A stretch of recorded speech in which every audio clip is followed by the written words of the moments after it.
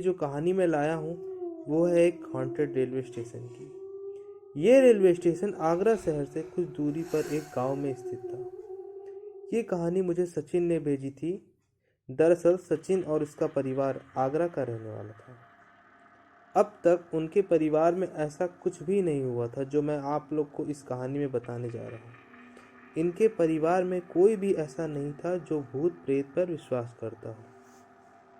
सचिन के दो मामा जी थे। अब थोड़ा पीछे चलते हैं। बात 15 साल पहले की है। सचिन के दो मामा, टिंकू मामा और बबलू मामा, दोनों एक शादी में जाते हैं। किसी रिश्तेदार की शादी थी, वहां जाते हैं। ये शादी आगरा से कुछ दूर दूर थी, 200-300 किलोमीटर दूर थी। ये शादी एक छोटे गांव में थी। ये दोनों शादी अटेंड करते हैं, मतलब सबसे मिलते हैं, जुलते हैं, सब कुछ हो जाता है। उसके बाद सोचते हैं कि आज रात घर में ही निकल जाते हैं, क्या फ़ायदा यहाँ रुकने का। तो उन लोगों को अपने गांव में रेलवे स्टेशन पहुंचना था। ट्रेन लगभग 1 या 1:30 बजे की थी। शादी ख़त्म करते करते टाइम हो गया था, तो ये लोग थोड़ा लेट से रेलवे स्टेशन पहुंचते हैं। लेकिन 10 मिनट पहले ही ट्रेन जा चुकी थी और स्टेशन पर चारों तरफ सन्नाटा, घना अंधेरा छाया हुआ था, एकदम काली रात। पूरे रेलवे स्टेशन पर इनके अलावा कोई नहीं था, बस कुत्तों की भौंकने की आवाज़ लगातार आए जा रही थी। इनको कुछ समझ में ही नहीं आ रहा था कि इतना मतलब सन्नाटा है, क्या है, अब क्या करें हम लोग, ट्रेन तो जा चुकी है। दरअसल उन दिनों मोबाइल फ़ोन का तो प्रचलित में थे नहीं, जिससे ये लोग अगली ट्रेन का पता कर सके। तो ये लोग सोचते हैं कि लाओ यहीं बैठकर इंतज़ार किया जाए, अब जब अगली ट्रेन आएगी तो जाया जाएगा। तो ये लोग वहीं बैठकर इंतज़ार करने लगते हैं। तो सचिन के जो बबलू मामा थे, उनको बैठे बैठे नींद आने लगती है, तो वो वहीं खाली सीट पर सो जाते हैं। टिंकू मामा अभी भी जाग रहे थे। कुत्ते लगातार भौंके जा रहे थे, खूब ज़ोर ज़ोर से भौंके जा रहे थे और अजीब सी हवाएं चल रही थी। उनके सामने वाले प्लेटफॉर्म पर उन्होंने देखा, थोड़ी देर में जब टिंकू मामा बैठे बैठे बोर होने लगे, तो उन्होंने सामने देखा कि एक औरत बैठी हुई है, सफ़ेद साड़ी में, बेहद ज़्यादा खूबसूरत। इस गांव में जब शादी थी तो सभी लोग आ चुके थे, मतलब सब लोग एक दूसरे को जानते रहते हैं ना गांव में, लेकिन ये औरत नहीं दिखाई दी थी। टिंकू मामा ने आवाज़ लगाई उस औरत से कि क्या हुआ, यहाँ क्यों बैठी हो। वो औरत बोली, टिंकू मामा से वो औरत बोलती है कि अगर आप बुरा ना माने तो आप इस तरफ आ सकते हैं। तो टिंकू मामा प्लेटफॉर्म नंबर 1 पे थे, वो औरत प्लेटफॉर्म नंबर 2 पर बैठी थी। टिंकू मामा चले भी जाते हैं। वो औरत बोलती है, मेरी ट्रेन छूट गई है, मुझे बहुत डर लग रहा है, क्या आप मुझे मेरे घर छोड़ सकते हैं। मामा को लगता है अकेली लड़की है, चलो छोड़ देते हैं। कुत्ते भी अब भौंकने की जगह रोना शुरू कर देते हैं। बबलू मामा जो थे वो वैसे ही सो ही रहे थे।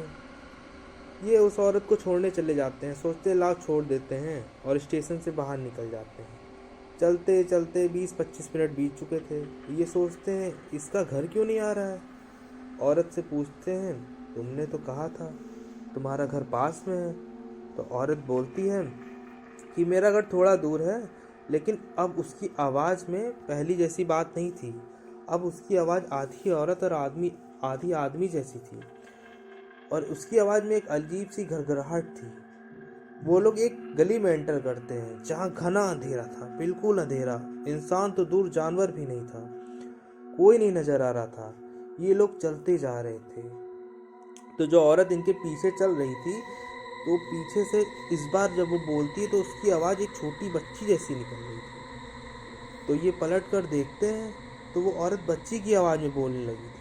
वो हैरान हो जाते हैं कि अरे ऐसे कैसे बोलने लगी है।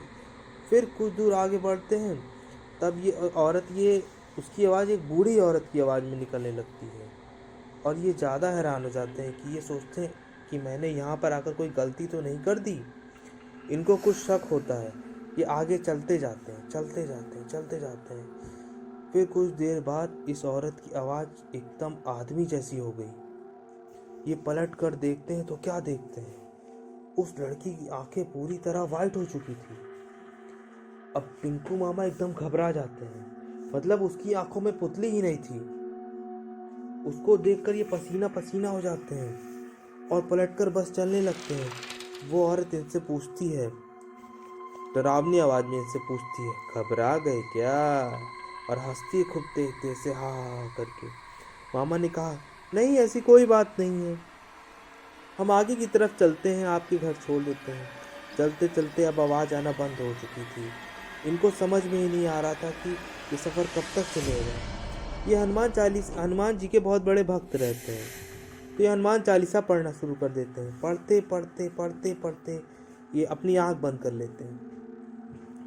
अब पढ़ते पढ़ते ये अपनी आँख बंद कर लेते हैं। अब वो औरत इनको मतलब पीछे पीछे चल रही थी, पीछे पीछे चल रही थी।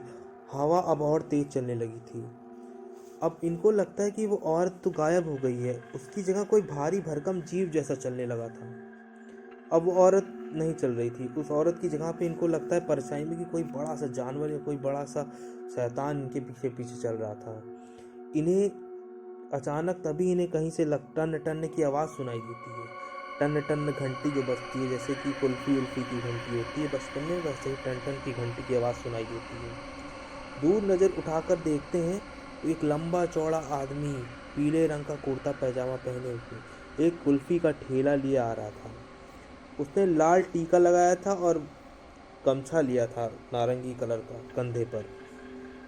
उसके ठेले में ज़्यादा कुछ सामान तो नहीं था, लेकिन एक बड़ा सा चाकू रखा था। वो दौड़ कर जाते हैं और चाकू उठा लेते हैं और ठेले के पीछे खड़े हो जाते हैं और औरत को देखते हैं, उसको मुड़ के देखते हैं कि हुलिया उसका कैसा है। तो उस औरत का हुलिया पूरी तरह बिगड़ चुका था। अब वो औरत एक चुड़ैल के रूप में हो गई थी। वो उस औरत से बोलते हैं, क्यों मेरे पीछे पड़ी है, चली क्यों नहीं जाती यहाँ से?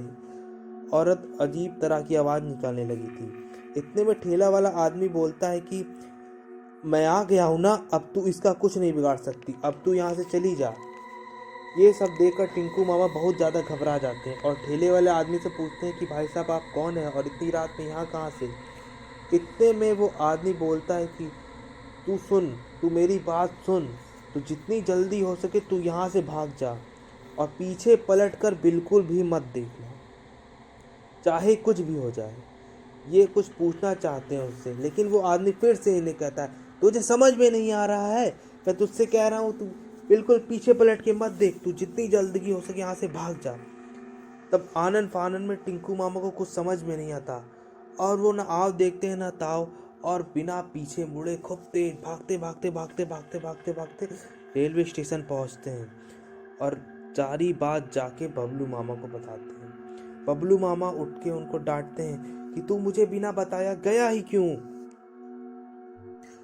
बबलू मामा उनसे बोलते हैं कि तूने मुझे बता कर जाना चाहिए था, तू एक अकेली लड़की के पीछे इतनी रात में क्यों गया? फिर वो दोनों टिंकू मामा जो थे वो घबरा के उनको सारी बात बताते हैं। बबलू मामा कहते हैं जल्दी से ट्रेन आ जाए और हम दोनों लोग यहाँ निकल जाएंगे। ये सब जो घटना हो रही थी उसको होते होते तकरीबन 2 या 3 घंटे निकल चुके थे, मतलब सुबह का टाइम हो गया था, 4 बजने के करीब थे। फिर दोनों बैठते हैं और ट्रेन आ जाती है, दोनों ट्रेन पे बैठकर निकल जाते हैं। दोस्तों आप लोगों को क्या लगता है वो आदमी कौन था? वो जो पीले कुर्ते में पहना हुआ आदमी, वो क्या लगता है वो बजरंगबली थे?